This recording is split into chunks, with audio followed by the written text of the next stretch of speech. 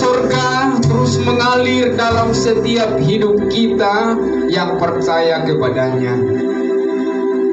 Bapa di dalam surga, kami bersyukur berterima kasih pada siang hari ini karena kasih karunia Tuhan yang sudah menyertai kami dari rumah kami masing-masing sampai tiba di tempat ini. Kami sama-sama memuji-muji dan memuliakan Tuhan. Kami sungguh diberkati lewat puji-pujian, lewat anak-anak sekolah minggu kami, dan juga kesaksian demi kesaksian.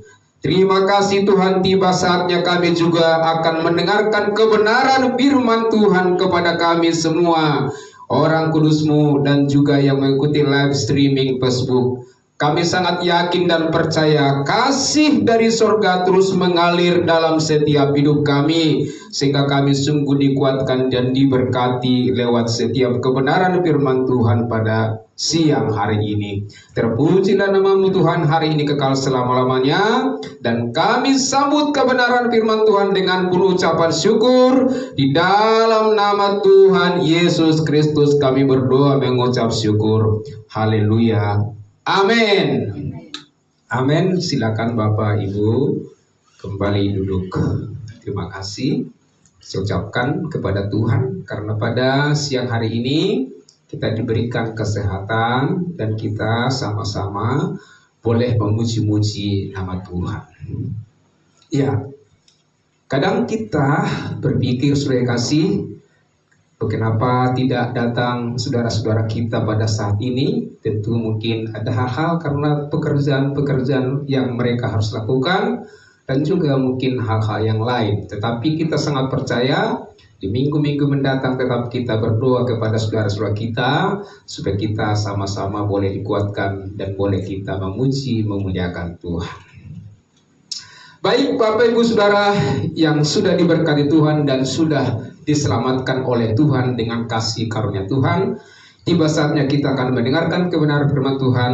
Mari kita baca firman Tuhan ada di depan dari surat Paulus kepada jemaatnya di jemaat Efesus 5 ayat 1 sampai 21, tapi tidak semua saya akan baca, saudara kasih boleh nanti dibaca di rumah ya.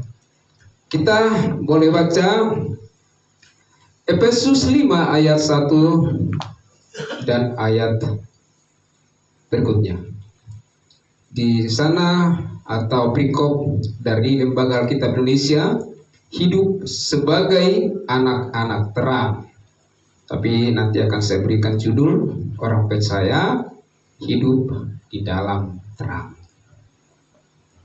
Sebab itu jadilah penurut Allah seperti anak-anak yang kekasih, dan hiduplah di dalam kasih sebagaimana Kristus Yesus juga telah mengasihi kamu dan telah menyerahkan dirinya untuk kita sebagai persembahan dan korban yang harum bagi Allah.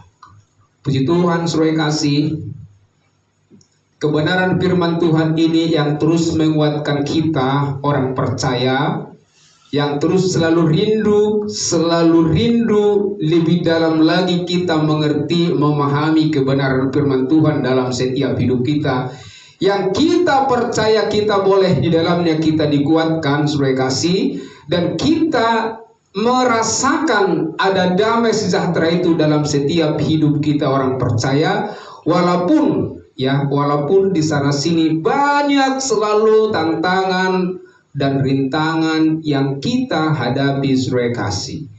Tetapi saya sangat percaya dan sangat percaya sekali bahwa melalui iman kita, saudara kasih, dengan berbagai macam persoalan, pergumulan yang kita alami dalam hidup ini, saya percaya kasih karunia Tuhan yang selalu tetap mendampingi, menyertai kita, sehingga solusi-solusi yang kita hadapi dalam setiap hidup ini sungguh luar biasa, sehingga kita selalu mengucap syukur kepada Tuhan karena kita hidup sampai saat ini semuanya oleh karena kasih karunia Tuhan.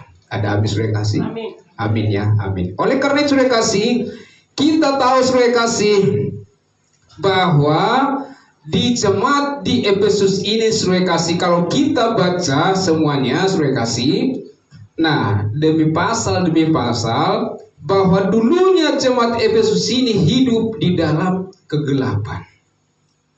Jemaat di Efesus ini dulu hidup di dalam kegelapan. Bahkan berbagai banyak perbuatan mereka yang lakukan hidup dalam hawa nafsu, hidup dalam kedagingan, dan juga hidup dalam yang jahat. Bahkan pola pikir mereka selalu berpikir negatif, saudara kasih. Dan banyak lagi hal-hal itu. Bahkan kita tahu karena banyak persoalan dan banyak perilaku yang mereka lakukan di sana, seharusnya haruslah dimurkai oleh Tuhan. Jemaat di sana itu bahkan akan dihukum kalau kita baca di dalam ayat-ayat berikut saudara kasih. Itu kita lihat saudara kasih di ayat 8. Efesus 5 ayat 8. Kita baca. Memang dahulu kamu, ya ini adalah orang Efesus, jemaat Efesus, adalah kegelapan, tetapi sekarang kamu adalah terang di dalam Tuhan. Sebab itu hiduplah sebagai anak-anak terang, karena terang hanya berbuahkan kebaikan dan keadilan dan kebenaran. Inilah yang kita memang sangat rindukan dalam setiap hidup ini, bahwasanya di dunia ini sekarang diperlukan terang itu sebenarnya saudara kasih. Walaupun memang kita tahu bahwa segala sumber dari terang itu adalah Kristus Yesus kita. Itu sumber terang itu sebenarnya. Nah, oleh karena itu kita yang sudah diberikan oleh Tuhan, yang sudah diberikan Tuhan, yaitu keselamatan kekal melalui kasih karunia-Nya, ya, kita selalu bersyukur di dalamnya, karena kita sudah dijamin dan sudah sangat yakin dengan pasti, dengan tidak ada keraguan di dalamnya, bahwa kita orang yang percaya di dalam Kristus, kita sudah pasti diselamatkan, karena kita sudah yakin bahwa segala dosa-dosa kita sudah diampuni melalui darahnya yang kudus 2000 tahun yang lalu. Sehingga yang tadinya kita adalah orang yang berdosa, tetapi karena kita sudah percaya melalui salib Kristus, maka kita orang percaya seperti jemaat di Efesus ini sudah percaya mereka,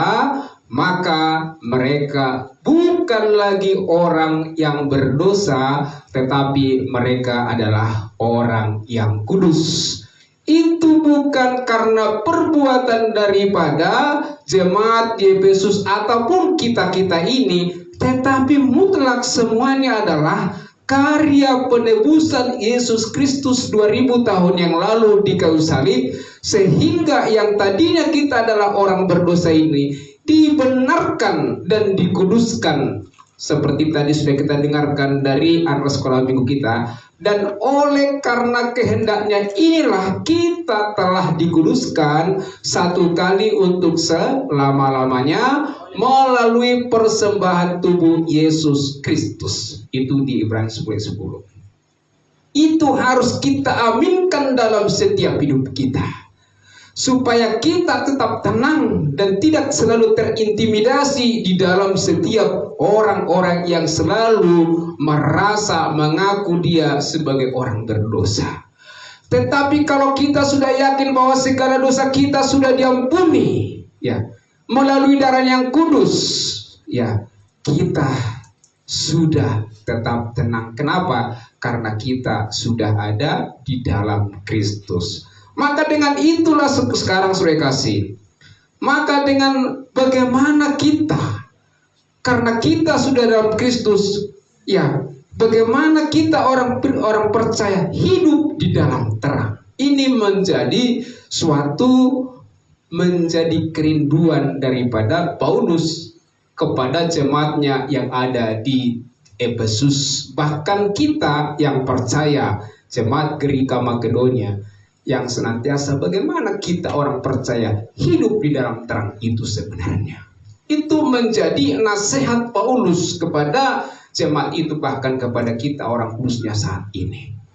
Ada beberapa langkah-langkah yang kita baca saudara kasih di dalam bagaimana kita yang tadinya kita adalah orang tidak percaya atau dalam kegelapan, tapi sudah saya katakan ketika kita sudah percaya kepada Kristus, maka kita menjadi terangnya karena kita sudah ada di dalam Kristus. Maka dengan itu, ketika kita sudah diselamatkan, maka kita perlu seperti yang beberapa minggu yang lalu khotbah saya, bagaimana kita pengenalan kita kepada Kristus sehingga kita menjadi saksi yang hidup di dunia ini, supaya orang-orang bisa menerima Yesus Kristus. Dan kita kabarkan, wartakan kebaikan Tuhan Yesus Kristus yang sudah mengampuni dan juga menebus kita melalui darahnya yang kudus, sehingga dosa kita sudah diampuni. Maka dengan itu Rasul Paulus terus menasihati jemaat-jemaatnya, termasuk Efesus dan juga termasuk kepada kita saat ini. Maka dikatakan saudara kasih, kalau kita melihat bagaimana kita hidup sebagai orang yang percaya, bisa kita menjadi terang di dalam dunia yang gelap ini. Maka kita akan baca saudara kasih di ayat 13, Efesus 5 ayat 13 dikatakan, kita baca Efesus 1 ayat 13. Tetapi segala sesuatu yang sudah ditelanjangi oleh terang itu menjadi nampak, sebab semua yang nampak adalah terang. Jadi saudara kasih, kita sudah percaya, ketika kita sudah dalam Kristus, maka kita semuanya tidak ada lagi yang terselip, atau sudah semuanya dinampakkan oleh Yesus Kristus. Tidak ada lagi terselubung dalam setiap hidup kita itu. Semuanya terbuka di mata Tuhan dan juga kita kepada sesama, bahwa inilah hidup kita sesungguhnya. Maka kita menjadi terang, dan bahkan saudara-saudara kita bisa menjadi terang, yaitu kita menjadi berkat, saudara kasih.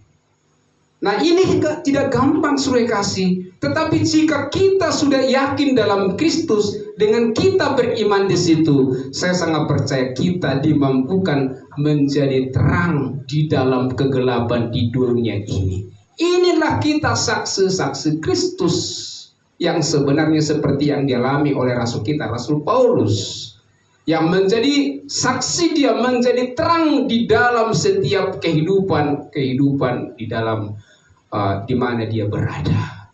Dan ini yang disaksikan termasuk kepada kita saat ini, sehingga mereka terang dan kita pun menjadi terang, seperti tadi dia kata yang 13. Tetapi segala sesuatu yang sudah belum, artinya sudah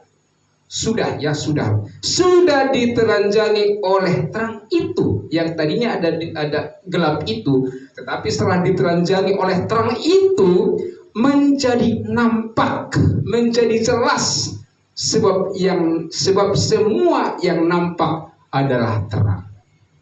Luar biasa kalau kita coba renungkan saudara kasih, bagaimana kita saat ini boleh berhadapan satu semuanya dengan kita semua yang hadir di sini. Kita bisa melihat sesama bagaimana baju apa, ya bagaimana, apakah cerah, apakah memang boleh dikatakan kita ada masalah berat dan kelihatan dari keribut muka kita sebenarnya. Nah, tapi itulah. Tetapi ketika kita sudah percaya, kita sudah ditelanjangi oleh terang itu, jelas seperti ini, jelas. Nah, ini yang diinginkan oleh Tuhan. Jadi tidak ada yang selalu kita sembunyikan dalam setiap hidup ini. Kita selalu belajar, saudara kasih. Tidak ada lagi berpura-pura, kasih pura-pura seperti di ayat-ayat lain. Tidak ada kasih pura-pura, tapi inilah adanya. Ketika kita ditegur, artinya contohnya kita tidak ada lagi sakit hatian, tetapi kita selalu koreksi diri. Terima kasih Tuhan, saya ada yang mengoreksi diri saya supaya saya menjadi kuat, supaya saya lebih lagi di mata orang, di mata Tuhan, ya, kita semakin sempurna seperti yang difirmankan Tuhan kepada kita. Nah, itu yang sebenarnya, sehingga bagaimana kita orang percaya bahwa kita selalu terang, ya itulah terang itu, maka dibukakan semuanya apa yang terselubung dalam setiap hidup kita, sehingga semuanya adalah jelas. Nah, kemudian dikatakan lagi di ayat 14 itu, itulah sebabnya dikatakan, bangunlah hai kamu yang tidur, dan bangkitlah dari antara orang mati, dan Kristus akan bercahaya atas kamu. Jadi kita akan mau bangkit dalam setiap kelemahan kita, saudara kasih. Di dalam setiap persoalan kita, kita tidak lagi hanya berpacu di dalam masalah-masalah itu. Karena banyak saat ini saudara-saudara kita lihat ya, ada dia masalah, saudara kasih, terus dia selalu menggumuli permasalahan itu, selalu permasalahan itu yang selalu dipikirkan, ya. Sehingga apa yang terjadi, saya kasih, timbullah sakit hati, timbullah penyakit dan lain sebagainya. Nah, ini akibat-akibatnya, saudara kasih. Tetapi kalau kita, saudara kasih, belajar dari nasihat Paulus ini, maka kita bangkit dari keburukan kita, kita bangkit dari tidur kita. Saya sangat percaya kita diberikan kekuatan. Hanya kadang tidak kita meresponi. Tetapi saya sampaikan, saudara kasih, ketika kita bisa ibadah, umpamanya kita sudah yang selalu kita lakukan, tadi sudah disinggung oleh Pak Pendeta kita, Pak Pendeta Charles, jam 5, sebenarnya kita paling tidak sudah bangun jam 4:30 itu. Gampang nggak bangun jam 4:30? Tidak gampang, saudara kasih. Saya sudah hampir katakan 3 tahun lah ya, sudah memang rutin seperti itu. Saya betul-betul bagaimana caranya supaya saya ikut dan saya betul-betul bangun, saudara kasih.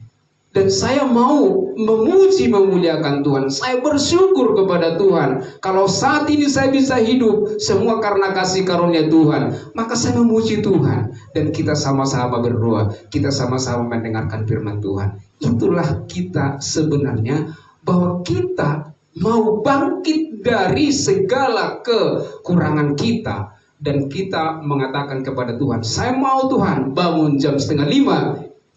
Pasti Tuhan tolong. Persoalannya bagaimana? Apakah kita mau bangkit? Itu menjadi ditawarkan Tuhan kepada kita. Padahal sudah dikatakan di sini, itulah sebabnya dikatakan, bangunlah hai kamu yang tidur. Bangunlah, bang. Jangan tidur terus kita saat itu, saya kasih. Kenapa? Nanti ada ayat-ayat berikutnya, saya kasih.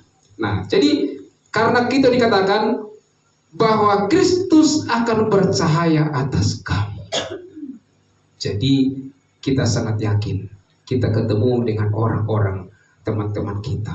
Ketika kita menyampaikan suatu kebenaran, kita diberikan kekuatan. Ada cahaya terang itu yang Tuhan berikan kepada kita karena kita sudah ada di dalam Kristus itu. Sehingga kita bercahaya menyampaikan kebenaran itu. Itu yang sebenarnya yang diminta oleh Tuhan. Bagaimana kita orang percaya saat ini terjadi dan bagaimana menghidupi kita supaya menjadi terang. Nah, kemudian itu menjadi tadi katakan bahwa kita orang percaya harus nantiasa hidup sebagai terang dan menjadi saksinya. Yang pertama tadi adalah hidup sebagai terang, ya. Nah, kedua, saya kasih, bagaimana karakter sikap orang percaya menjadi terang.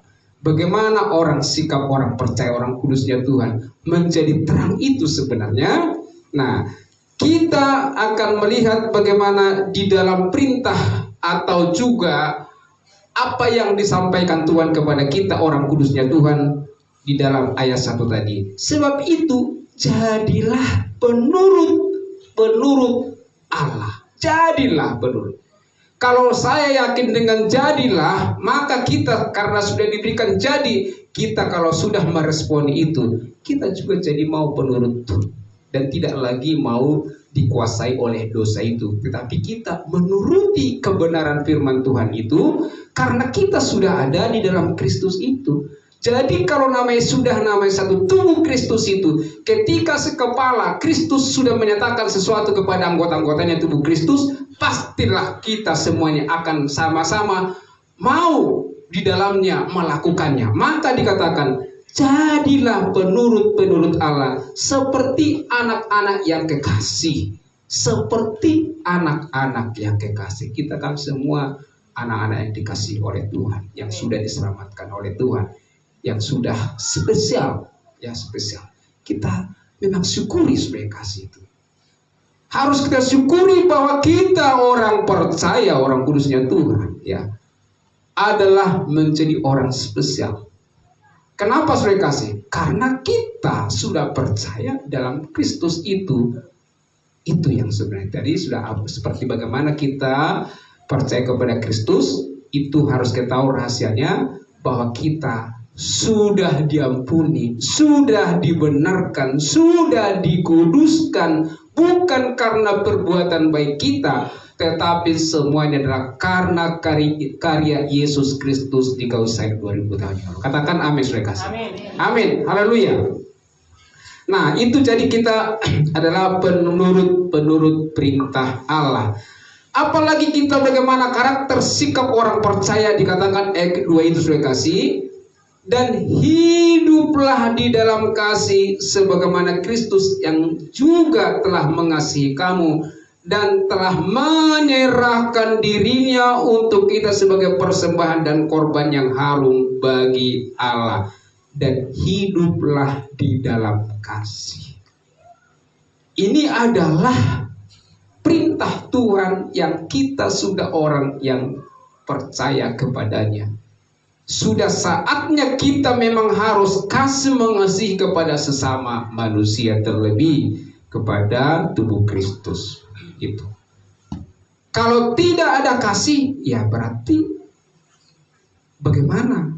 Padahal tadi bahwa kasih Tuhan sudah diberikan kepada kita lebih dahulu, maka dengan kita sudah dikasihi Tuhan lebih dahulu, maka kita pun juga wajib selalu mengasihi sesama satu dengan yang lain. Tidak ada lagi saling dendam, saudara kasih. Kalau memang masih dendam, langsung ada dalam hati kita, wah ini belum beres. Saya harus Tuhan berikan kekuatan kepada saya supaya saya bisa mengasihi mereka. Kenapa saudara kasih? Hidup ini singkat, saudara kasih. Tadi sudah disampaikan Pak Gembala, kalau mama saya saat ini ada 83 tahun, dan kalau bulan 11 dia 84 tahun lah orang tua saya ini. Tapi saya selalu berdoa kepada orang tua saya ini supaya dia kuat dan beriman, supaya pada cucunya nanti dilihat oleh orang tua saya ini berkeluarga dan punya cucu. Nonolah ya, nononya. Itu menjadi kerinduan saya supaya kasih. Sehingga kalau orang tua saya ini makan apa, dia masih kuat ini. Jalan masih bisa kuat. Itu semua karena kasih karunia Tuhan.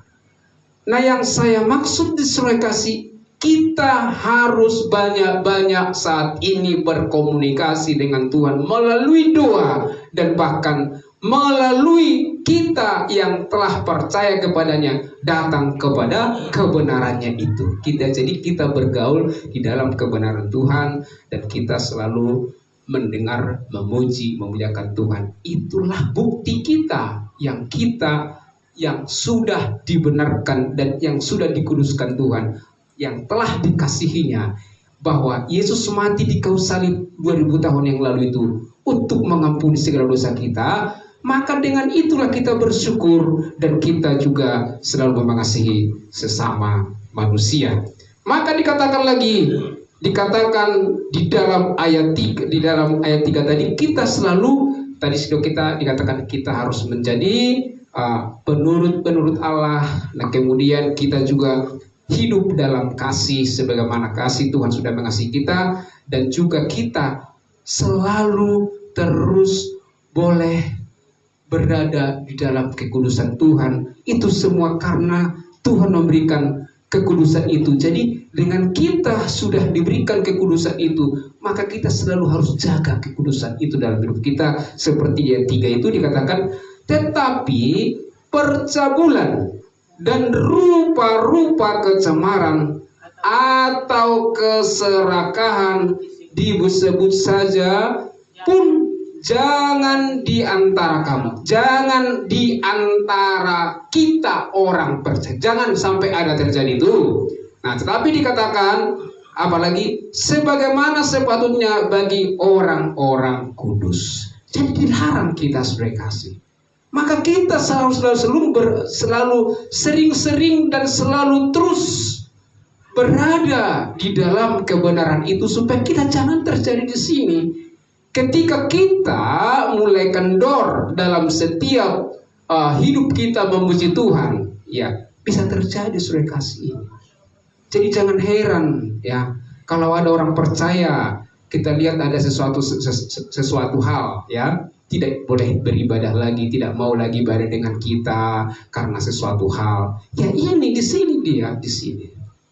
Jadi kita harus menjaga, jangan sampai kita terjadi hal-hal dunia-dunia yang sekarang ini yang menjebak banyak orang. Dan kita tahu, dan kami sudah hari Jumat itu dengan Pak Marbun cerita-cerita di sini bagaimana saat ini cara iblis untuk menghancurkan keluarga itu. Tetapi kalau kita nggak kuat di dalam kebenaran ini, maksud saya kuat karena Tuhan berikan kekuatan kepada kita dan kita responi, bisa juga terjadi saudara kasih. Jadi kita harus jaga kekudusan itu, harus jaga, jangan sampai seperti tadi katakan, jangan sampai ada percabulan, rupa-rupa kecemaran dan juga keserakahan, jangan sampai terjadi itu saudara kasih. Itu yang dikatakan oleh Rasul Paulus kepada jemaatnya di Efesus dan juga kepada kita saat ini. Nah kemudian kita juga dikatakan supaya kita boleh selalu berhati-hati bergaul saudara kasih. Wah bagaimana lagi ini saudara kasih? Apakah saya boleh bergaul dengan orang-orang lain? Boleh, tapi tetap waspada. Hati-hati. Kenapa saudara kasih? Dikatakan ayat 7 saudara kasih. Dia kita baca ya. Sebab itu janganlah kamu berkawan dengan mereka. Dengan siapa? Di ayat 3 tadi itu. Jangan sampai bergaul dengan mereka. Ketika itu bisa bergaul saudara kasih, apa yang terjadi? Nah kita lihat dulu di 1 Korintus 15 ayat 33 dikatakan, boleh dibaca di depan 1 Korintus 5 ayat 33. Apa dikatakan di sana saudara kasih? Jangan sesat pergaulan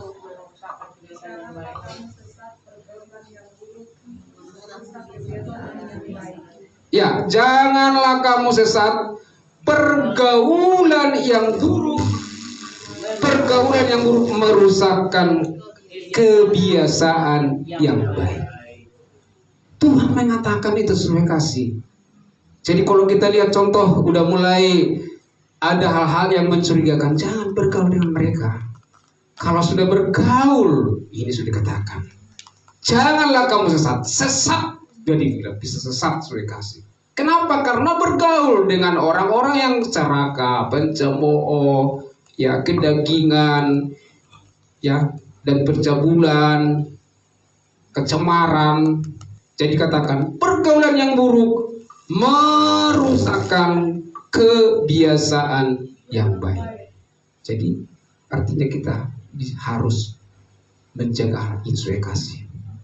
Jadi kita, karena kita orang kudus sudah kita jelas kita ketahui, kita sudah dipisahkan ya, dari keduniawian ini. Walaupun kita masih di dunia, kita harus kita itu harus tahu siapa kita. Sudah dipisahkan karena dunia ini bukanlah tempat kita, karena kewargaan kita adalah di dalam surga. Itu kita harus ingat itu. Nah saudara kasih. Nah, jadi bagaimana kita supaya kita menjadi terang? Nah, kita dikatakan supaya kita hidup di dalam arif atau bijaksana. Kita bisa baca saudara kasih di ayat 15. Boleh kita lihat saudara kasih kembali 1 Efesus 5 ayat 12 kita baca. Karena itu perhatikanlah dengan seksama bagaimana kamu hidup. Janganlah seperti orang bebal, tetapi seperti orang arif. Janganlah kamu seperti orang bebal. Bagaimana sih seperti orang bebal itu? Pernah nggak kita lihat orang-orang bebal di sekeliling kita? Pernah ya. Tanda-tanda orang bebal itu ya tidak suka diajari. Dinasehati dia nggak mau. Seolah-olah dia sangat tahu. Seperti itu. Kalau kita udah nggak tahu kamu itu saya begini-begini, langsung dijawab dia itu. Jadi kita jangan langsung kau orang bebal. Jangan mengatakan demikian. Nanti tambah marah lagi dia. Tapi kita sudah tahu, oh ini dia ya. Kita harus hati-hati nih bagaimana caranya. Karena kalau kita coba untuk selalu menjawab dia, apa yang terjadi? Lihat, pasti akan ada perdebatan. Dan itu yang diinginkan si iblis itu sebenarnya. Tadinya masih aman-aman, mereka aman, ketawa-ketawa, makan bersama. Ada sesuatu hal yang ditanya, wah coba, udah mulai langsung. Dan susah memang dinasehati, susah. Dan dia selalu merasa menang dan dia merasa tidak salah. Dia selalu benar gitu. Itu bahkan yang paling parah lagi, ketika kita memang undang dia, ajak dia beribadah, dia nggak mau saudara kasih. Jadi agak sulit dia beribadah, agak sulit dia menerima kebenaran firman Tuhan itu. Dia selalu ingin di dalam kebiasaan dia seperti itu. Nah ini hati-hati kita saudara kasih. Ini orang bebal. Maka dikatakan firman Tuhan saat ini, karena itu perhatikanlah dengan seksama bagaimana kamu hidup. Bagaimana kamu hidup dalam Tuhan. Janganlah seperti orang bebal, tadi sudah katakan, tetapi seperti orang arif, orang yang bijaksana. Seperti itu. Jadilah kita orang bijaksana. Amin. Mau orang bijaksana ya Bu ya, Bapak ya, semua. Kalau orang-orang bijaksana saya kasih disegani banyak orang saya kasih. Buktikan, kita tidak mungkin dalam hal ini ekonomi kita rendah, tapi kalau kita menjadi orang-orang yang bijaksana, luar biasa. Apakah bisa? Pasti bisa, karena kita memang sudah diberikan itu kepada kita, saya kasih. Inilah gunanya kita selalu terus berada dalam kebenaran itu. Itu maksudnya, jadilah orang yang bijaksana. Nah kemudian saya kasih, apalagi dikatakan di ayat 16, dan pergunakanlah waktu yang ada karena hari-hari adalah jahat. Pergunakanlah waktu. Karena hari-hari ini jahat. Hari-hari ini adalah hari-hari yang sibuk. Contoh, ayo beribadah, saya kerja lembur dan lain sebagainya. Selalu ada alasan-alasan sudah kasih itu. Dia selalu artinya ingin rindu melakukan segala keduniawian ini. Padahal sebenarnya kita orang yang percaya dan orang yang telah diselamatkan oleh Tuhan, yang diinginkan oleh Tuhan itu kepada kita orang kudusnya, supaya mempergunakan waktu yang ada. Ada waktu 24 jam, 12 jam, 12 jam satu hari ya. Kita bisa bagi. Kalau kita bisa bagi, ada waktunya tidur, ada waktu santai-santai, ada waktu kerja, ya, ada waktu firman Tuhan. Tapi kalau umpamanya sudah kasih, coba review dulu kita masing-masing. Berapa jam kita sudah bergaul datang kepada kebenaran itu dalam hidup kita. Itu harus kita renungkan, saudara kasih. Jadi gambaran hidup kita itu bagaimana kita mengenal Tuhan itu dengan sebenarnya. Bisa kita lihat, saudara kasih, bagaimana kita. Jangan orang lain dulu lah, kita aja dulu. Wah Tuhan, saya sangat terlalu banyak sibuk saat ini. Berikan kekuatan. Saya tidak mau lagi dalam hal-hal ini, tapi harus saya bagi waktu saya merenungkan dan juga memuji-muji Tuhan. Harus ada saudara kasih. Kenapa? Seperti yang saya katakan, waktu ini sangat singkat saudara kasih. Kita nggak tahu rahasia Tuhan itu kapan kita hidup, berapa lama kita hidup di dunia ini. Kita nggak tahu. Bisa besok lusa kita nggak tahu apa yang terjadi. Tetapi kita orang yang sudah percaya, sudahkah kita memuji Tuhan? Sudahkah kita mewartakan kebenaran ini, saudara kasih? Ini yang penting, saudara kasih. Walaupun kita, kau percaya seluruh dosa-dosa sudah diampuni Tuhan Yesus, maka percayalah kepada Yesus, pasti kau diselamatkan. Itu saja kita sampaikan kepada orang. Seperti ini orang sekolah minggu, ya. Apa dikatakan? Saya ada orang percaya, orang kudusnya Tuhan pasti masuk surga, karena segala dosa-dosaku sudah diampuni Tuhan Yesus satu kali untuk selama-lamanya. Itu saja kita sampaikan, saudara kasih, sudah sangat bermanfaat kepada banyak orang. Pasti diberikan Tuhan kekuatan itu, sehingga orang-orang yang telah kita jumpai sudah mendengarkan firman Tuhan itu. Jadi pergunakanlah waktu yang ada, karena hari ini adalah jahat. Sudah jelas kita tahu di dalam TV, ya, bahkan di lingkungan kita, yang begitu sangat kadang menakutkan. Masalah-masalah, kejahatan. Kita tahu lah ya. Gak usah kita sebut dulu di sini, sudah tahu kita sekarang kejahatan yang sangat janggal ya. Aduh, luar biasa. Anak-anaknya bisa-bisa dibunuh. Kemudian anaknya juga bunuh adik-adiknya atau juga keluarganya. Luar biasa kan. Itu pekerjaan siapa? Pekerjaan iblis. Kenapa ini? Karena tadi bergaul kepada yang buruk tadi. Jangan sesat dikatakan. Jadi pergunakan waktumu, ya. Nah, terus apa lagi? Sebab itu janganlah kamu bodoh. Jangan seperti jemaat di Galatia, ya. Janganlah kamu bodoh, tetapi usahakanlah supaya kau mengerti kehendak Tuhan. Kita saat ini memang harus berusaha memahami, mengerti kebenaran. Itu sebabnya Pak Gembala kita lihat selalu menyampaikan kebenaran, walaupun artinya dia sakit, tapi dia sangat berusaha menyampaikan setiap pagi kebenaran kepada kita. Tinggal masalahnya sekarang, apakah kita mau? Kedua, ya, apakah kita sudah ada dalam tapi bisa tidur lagi atau ngantuk lagi? Saya nggak tahu, ya kan? Hanya Tuhan yang tahu, ya kan? Karena saya lihat ya, jujur aja, kita terbukalah di sini ya. Ketika saya buka gitu, semua kadang-kadang di suaranya, fotonya, terus saya nggak kelihatan. Baru selesai, salam ya, selamat pagi, Tuhan berkati. Waduh, ya, puji Tuhan lah saya pikir juga. Tapi yang penting masih mau gitu aja kan, daripada nggak mau.